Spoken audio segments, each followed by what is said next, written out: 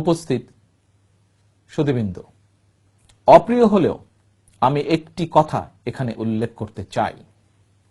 সেটি হলো, গণমাধ্যম যেখানে সরকারের অন্যায় অনিয়মের বিরুদ্ধে সোচ্চার হওয়ার কথা, সেখানে এখনো প্রায়শই দেখি বিরোধী দলের বিরুদ্ধেই বরং অধিকাংশ গণমাধ্যম খড়গহস্ত। গণতন্ত্র হত্যাকারী ও ব্যাংক ডাকাত বর্তমান সরকারের কথিত একজন তথ্য প্রযুক্তি বিষয়ক উপদেষ্টা, যার নাকি মাসে বেতন ছিল 1,60,00,000 টাকা, দেশে এমন একজন তথাকথিত তথ্য প্রযুক্তি বিষয়ক উপদেষ্টা থাকতে তথ্য প্রযুক্তির অপব্যবহার করে খোদ বাংলাদেশ ব্যাংকে বসে বাংলাদেশ ব্যাংকের রিজার্ভ ফান্ডের 800 কোটি টাকারও বেশি গায়েব হয়ে গেল। এ নিয়ে তথ্য প্রযুক্তি বিষয়ক উপদেষ্টার কি কোনোই দায় নেই? তথ্য বিষয়ক উপদেষ্টার ফেসবুক স্ট্যাটাসের জের ধরে সাবেক প্রধানমন্ত্রীর অফিস ঘেরাও কর্মসূচি পালিত হয়েছিল, অথচ তথ্য প্রযুক্তির অপব্যবহার করে বাংলাদেশ ব্যাংকের শত হাজার কোটি টাকা লোপাট হয়ে গেল। এ ব্যাপারে তথ্য প্রযুক্তি বিষয়ক উপদেষ্টার কোনোই ব্যাখ্যা নেই। উদ্যোগের বিষয় হলো, তথ্য প্রযুক্তি বিষয়ক উপদেষ্টার দায় কিংবা ভূমিকা নিয়ে কোনো পত্রিকা কিংবা টেলিভিশনে কোনো প্রশ্ন নেই। টাকা পাচার হওয়ার পরপরই ঘটনাটি বাংলাদেশ ব্যাংকের পদত্যাগকারী গভর্নর নাকি শেখ হাসিনাকে জানিয়েছিল। কি ব্যবস্থা নিয়েছিল শেখ হাসিনা? নারায়ণগঞ্জে র্যাবের হাতে 7 খুন কিংবা পিলখানায় বিডিআর হত্যাকাণ্ডের প্রতিটি ঘটনায় দেখা যায় শেখ হাসিনাকে যথাসময়ে জানানো হলেও প্রতিটি ঘটনা সামাল দিতে সে চরমভাবে ব্যর্থ হয়েছিল। প্রশ্ন হলো, এইসব ঘটনা সহ আরো অনেকগুলো ঘটনা সামাল দিতে কি ব্যর্থ হয়েছে শেখ হাসিনা, নাকি ইচ্ছাকৃতভাবেই সামাল দিতে চায়নি বা এড়িয়ে গিয়েছে? কিন্তু গণমাধ্যম কি এসব নিয়ে স্বাধীনভাবে লিখতে পেরেছে বা লিখতে কি পারছে? গণমাধ্যমের এমন বেহাল দশা জাতির জন্য অত্যন্ত লজ্জাজনক। বিরোধী দলের বিরুদ্ধে অপপ্রচার চালালে ক্ষমতাসীনদের আনুকূল্য পাওয়া যায় বটে, কিন্তু সেটি গণতন্ত্র, সুশাসন কিংবা জনস্বার্থে কোনো ইতিবাচক ভূমিকা রাখতে পারে বলে আমি মনে করি না। গণতন্ত্র গুম করে বর্তমান অবৈধ সরকার তথাকথিত উন্নয়নের কথা বলেছে। আমি মনে করি গণতন্ত্রহীন উন্নয়ন ছাদবিহীন অট্টালিকার মতন। সামান্য ঝড় বৃষ্টি হলেই ছাদবিহীন অট্টালিকা যেমন এর ভেতরের মানুষগুলোকে রক্ষা করতে পারে না, তেমনি গণতন্ত্রবিহীন কথিত উন্নয়নও দেশ ও জনগণের সুখ, সমৃদ্ধি ও নিরাপত্তা নিশ্চিত করতে পারে না। এর প্রমাণ, বাংলাদেশ ব্যাংকের রিজার্ভ ফান্ড থেকে শত হাজার কোটি টাকা গায়েব হয়ে গেল, অথচ কোনো জবাবদিহিতা নেই। বাংলাদেশ ব্যাংকের রিজার্ভ ফান্ডের টাকা পাচারের কথা 29শে ফেব্রুয়ারি ফিলিপাইনের পত্রিকা এবং টেলিভিশনে প্রচার না হলে দেশের জনগণ টাকা পাচারের তথ্য আদৌ জানতে পারত কিনা, এটি সন্দেহের বিষয়। গত 9 বছরে আর্থিক খাতগুলো ক্ষমতাসীনদের ভোগ বিলাসের উৎসে পরিণত হয়েছে। ব্যাংকগুলো এখন ক্ষমতাসীন দলের দুর্বৃত্তদের লুটপাটের কেন্দ্রে পরিণত হয়েছে। বাংলাদেশ ব্যাংকের রিজার্ভ থেকে শত হাজার কোটি টাকা নিয়ে বিভিন্ন দেশে জুয়া খেলা হচ্ছে, অথচ রাবিশ অর্থমন্ত্রী নাকি কিছুই জানে না। প্রিয় সুধীবৃন্দ, ক্ষমতাসীনদের এমন দুর্নীতি, লুটপাট, নির্মম নির্যাতন দেশের মানুষ অতীতে কখনো দেখেনি। বর্তমান সরকারের নির্যাতন, নিপীড়ন ও দুর্নীতি 72 থেকে 75 সালের দুঃশাসনকেও হার মানিয়েছে। আওয়ামী জাহিলিয়াতের বর্তমান সময় আইন শৃঙ্খলা বাহিনীকে পরিণত করা হয়েছে দলীয় বাহিনীতে। আইন শৃঙ্খলা বাহিনীর কতিপয় সদস্যের অতি বাড়াবাড়ি রক্ষী বাহিনীর বর্বরতাকেও হার মানিয়েছে। বিচার বিভাগ সম্পর্কে ক্ষমতাসীন দলের কতিপয় নেতামন্ত্রীদের বক্তব্য, মন্তব্য আদালতের রায় সম্পর্কে জনমনে বিরূপ ধারণার সৃষ্টি করছে, যা বর্তমান ও ভবিষ্যতের বিভিন্ন রায়কে প্রশ্নবিদ্ধ করবে। প্রতিটি রাষ্ট্রীয় প্রতিষ্ঠানকে সুকৌশলে ধ্বংস করা হয়েছে। এত অত্যাচার, জুলুম, নির্যাতন, নিপীড়ন করে জনগণের বিরুদ্ধে অবস্থান নিয়ে কোনো সরকার টিকে থাকতে পারেনি, পারবে না। ক্ষমতা জোর জবরদখল করে রাখা বর্তমান ক্ষমতাসীনরাও পারবে না। তাদের পতন এখন সময়ের ব্যাপার মাত্র।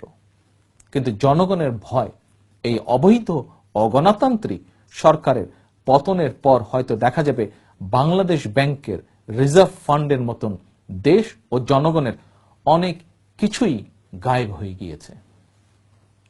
প্রিয় নেতৃবৃন্দ, আপনারা জানেন জনগণের রায় বিএনপির প্রতিষ্ঠার পর থেকে এ পর্যন্ত 5 বার রাষ্ট্র পরিচালনার সুযোগ পেয়েছে। দেশের জনগণ নির্ভয়ে ভোট দেওয়ার সুযোগ পেয়েছে যতবার, ততবারই তারা বিএনপিকে ভোট দিয়ে সরকার গঠন করেছে। বিএনপি ও জনগণের রায়ের প্রতি সম্মান জানিয়ে সকল অপশক্তির রক্ত চক্ষু উপেক্ষা করে দলীয় স্বার্থের ঊর্ধ্বে উঠে দেশ পরিচালনা করেছে। তাই বাস্তবতা হলো বিএনপি সরকার দেশের স্বার্থেই দরকার। কারণ বিএনপি কথায় নয়, কাজে বিশ্বাসী। জনগণ সাক্ষী, দেশে যে কোনো সরকারের চেয়ে বিএনপি সরকারের আমলেই সবসময় আইন শৃঙ্খলা নিয়ন্ত্রণে ছিল। সন্ত্রাস ও জঙ্গিবাদ দমনে একমাত্র বিএনপি সরকারই সফল হয়েছিল।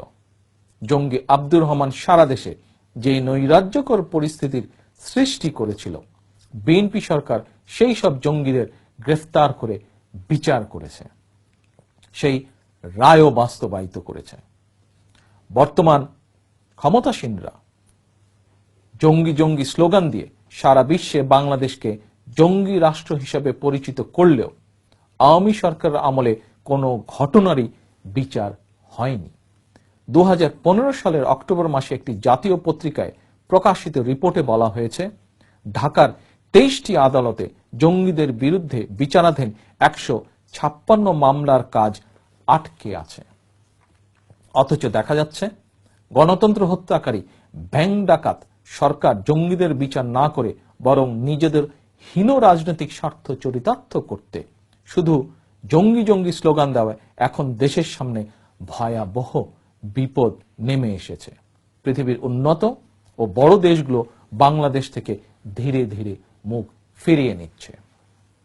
যুক্তরাষ্ট্র, যুক্তরাজ্য, অস্ট্রেলিয়া সহ উন্নত ও গণতান্ত্রিক রাষ্ট্রগুলো বাংলাদেশকে নিরাপদ মনে করছে না। এটি আমাদের জন্য অত্যন্ত লজ্জার বিষয়। বাংলাদেশের রফতানি বাণিজ্যের উপরে ধীরে ধীরে একের পর এক আঘাত আসছে। পৃথিবীর বিভিন্ন দেশে আমাদের 1 কোটিরও বেশি জনগণ রয়েছেন, কিন্তু বিশ্বের বিভিন্ন দেশ কেন আমাদেরকে আস্থায় নিতে পারছে না? দেশ ও জনগণের বৃহত্তর স্বার্থে এটি আমাদেরকে গুরুত্ব সহকারে বিবেচনা করা প্রয়োজন। প্রিয় নেতৃবৃন্দ, আইন শৃঙ্খলা বাহিনীর বন্দুকের জোরে রাষ্ট্র ক্ষমতা দখলকারী গণমাধ্যমে কথিত উন্নয়নের গল্প শোনালেও বাস্তবতা হলো গণতন্ত্রবিহীন কথিত উন্নয়ন জনগণের কাছে গ্রহণযোগ্য নয়। আরব বসন্তের জোয়ারে কয়েকটি দেশের শাসকদের নির্মম পরিণতি এর প্রকৃষ্ট উদাহরণ। সাম্প্রতিক বছরগুলোতে পৃথিবীর কয়েকটি দেশে স্বৈর শাসকদের পতন শিক্ষা দেয় উন্নয়নের নামে ভাওতা জনগণ বিশ্বাস করে না।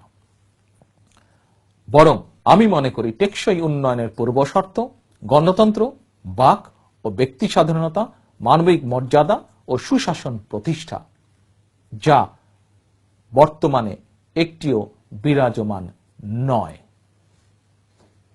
তাই এই সংকট উত্তরণের একমাত্র বিকল্প জনগণের সরকার প্রতিষ্ঠা করা, যে সরকার জনগণের কাছে জবাবদিহি করতে বাধ্য থাকবে।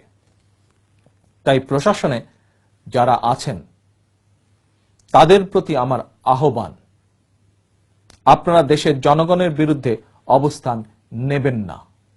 সরকার আসবে, সরকার যাবে, কিন্তু রাষ্ট্র থাকবে। রাষ্ট্র উন্নত ও সমৃদ্ধ হলে আপনার পরিবার, আমার পরিবার, দেশের জনগণ সবাই নিরাপদে থাকবে, শান্তিতে থাকবে, সমৃদ্ধ হবে দেশ। আর আপনাদের অনৈতিক কিংবা বেআইনি প্রশ্রয় কোনো দল সমৃদ্ধ হলে তারা দেশ থেকে জনগণের টাকা পাচার করে শুধুমাত্র নিজেদের আখেরাত গোছাবে পৃথিবীর বিভিন্ন দেশে। বঞ্চিত হবে দেশ এবং দেশের জনগণ। প্রিয় নেতৃবৃন্দ, শেখ হাসিনা দুঃশাসন এবং প্রতিহিংসার রাজনীতির কারণে দেশ এখন এক মানবাধিকারহীন এক অনিরাপদ বসতভূমিতে পরিণত হয়েছে। মুসলমান, হিন্দু, বৌদ্ধ, খ্রিস্টান, ধনী, গরিব, নারী, পুরুষ, এমনকি শিশু এখন কেউ নিরাপদ নয়। ক্ষমতাসীনদের বন্দুকের নল মোকাবেলা করে সারা দেশে যেভাবে এই অবৈধ সরকারের বিরুদ্ধে বিএনপি এবং এর প্রতিটি অঙ্গ ও সহযোগী সংগঠনের নেতাকর্মীরা ঐক্যবদ্ধভাবে গণতন্ত্র পুনরুদ্ধার আন্দোলন অব্যাহত রেখেছে, তাতে আমি দৃঢ়ভাবে বিশ্বাস করি দুঃশাসনের অবসান হতে আর বেশি দেরি নেই। সারা দেশে বিএনপি এবং অঙ্গ সংগঠনের নেতাকর্মীদের প্রতি আমার আহ্বান, গত 9 বছরে সরকার আপনাদের বিরুদ্ধে গুম, খুন, মামলা, হামলা, নির্যাতন করেছে, কিন্তু আপনাদেরকে পরাস্ত করতে পারেনি, আর পারবেও না। এবার গণতন্ত্র বিরোধী অবৈধ ক্ষমতাসীনদের পরাস্ত হওয়ার পালা। তাদের পায়ের তলায় মাটি ধীরে ধীরে সরে যাচ্ছে। এবার বিজয় আপনাদের হবেই ইনশাআল্লাহ।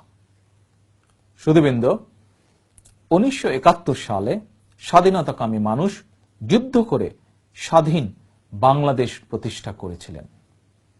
মুক্তিযুদ্ধের ঘোষণাপত্রে ছিল সাম্য, মানবিক মর্যাদা ও ন্যায় বিচার প্রতিষ্ঠার কথা। বর্তমান দুরবস্থা থেকে উত্তরণের একমাত্র উপায় মুক্তিযুদ্ধের চেতনা, সাম্য, মানবিক মর্যাদা ও ন্যায় বিচার ভিত্তিক জনগণের সরকার প্রতিষ্ঠা।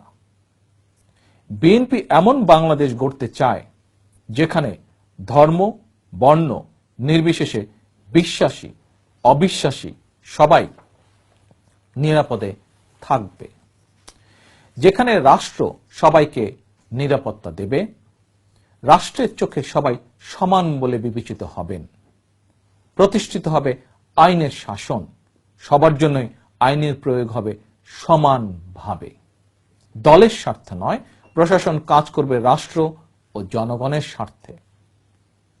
এমন রাষ্ট্র ও সরকার প্রতিষ্ঠায় দেশনেত্রী বেগম খালেদা জিয়ার নেতৃত্বে গণতন্ত্র পুনরুদ্ধার আন্দোলনে বিগত দিনের মতো বিএনপি চলমান আন্দোলন অব্যাহত থাকবে। চলমান আন্দোলনে বিএনপি ছাড়াও গণতন্ত্রের পক্ষের সকল শক্তিকে ও ঐক্যবদ্ধভাবে কিংবা যে যার অবস্থান থেকে শরিক হওয়ার আহ্বান জানিয়ে আমি আমার আজ এই কাউন্সিলের বক্তব্য শেষ করছি। পরিশেষে এই কাউন্সিল অধিবেশনকে সফল করতে দলের নেতাকর্মীরা যেভাবে অক্লান্ত পরিশ্রম করেছেন, সেজন্য আপনাদের সকলকে আমি জানাই আন্তরিক শুভেচ্ছা এবং আন্তরিক ধন্যবাদ। আল্লাহ হাফেজ। বাংলাদেশ জিন্দাবাদ। বাংলাদেশ জাতীয়তাবাদী দল বিএনপি জিন্দাবাদ।